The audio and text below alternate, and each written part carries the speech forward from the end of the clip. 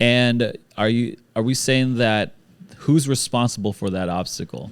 Do we wait for a centralized, charge or vision from the denomination, or do we as churches localize that responsibility and say this is our responsibility and we need to take that? And I think the obvious answer we're concluding to is I think that's the local responsibility for every pastor and every church to take those obstacles on themselves, and we don't have to wait. Well, and part of this too, now if we follow the dream cycle, I think when it comes to facing obstacles, one is to have the Superman, I can do it alone approach. Like, I got all the answers and I can figure this out myself. I think actually we got to lean into the truth, which is God is accomplishing his mission through his people, and we have to work together. And I think with such a large obstacle in front of us, which is just the rise of secularism and the decline of Christianity in the West, if we all just try to be Lone Rangers, I think we're playing into the playbook of the devil. We've got to find ways to work together, and that's not always easy. You know, we've all got our pride, we've all got our jealousies, we've all got our whatever. We tend to be suspicious of each other, we tend to whatever. So how can we find ways to overcome all those obstacles to get to the unity? If we're going to raise up 2,000 leaders, there's no one person who can do that. We gotta find a huge coalition of people who want to work together. If we want to plant 1,000 churches, there's no way we can do that individually. No one person can do that.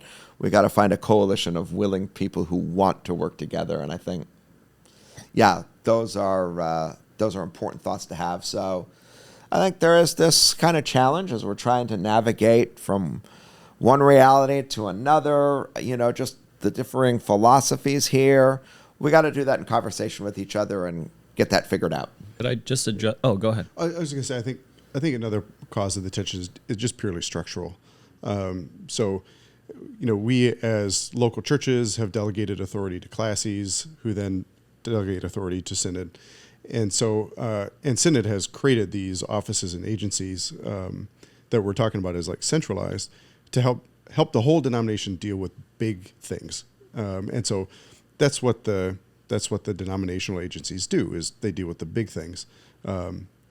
Raising disciples, planting churches, raising up leaders are big things.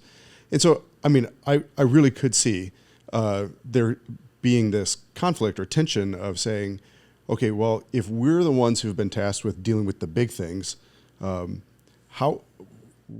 is Southeast doing? Like, why are they trying to tackle a denominationally big thing without us? I think it's just important to get out on the table is to say a couple of things is one, well, we're partnering with Resonate, and it's a classist that's doing it, which is I think significant. And our classist brought these issues to Synod. Yeah, and with full goodwill. Like I do think, at least from being here and around, I've never heard anything like we're doing this because they're not or they won't.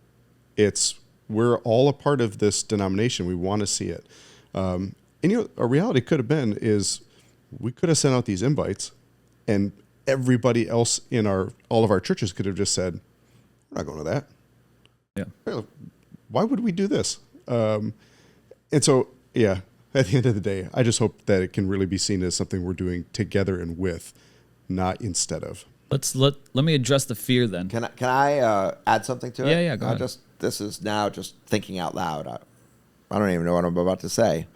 I think if you view the history of our denomination, we're probably caught in a bad cycle.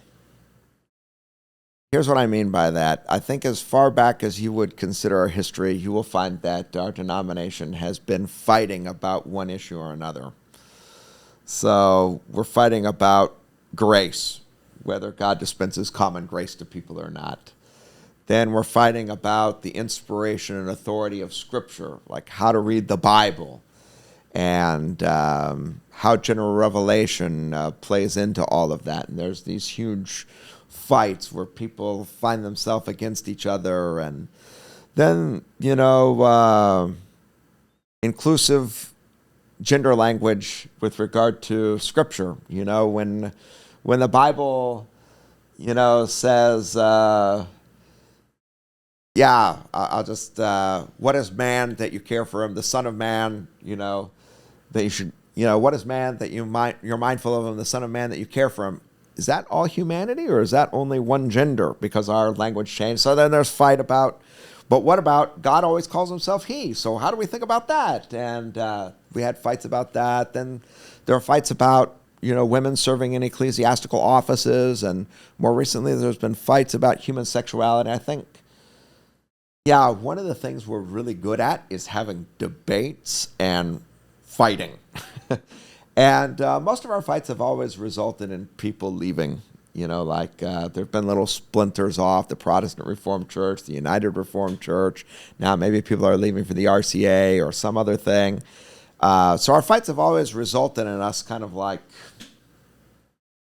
I don't know, at tension with each other and a winner and a loser, or I don't know.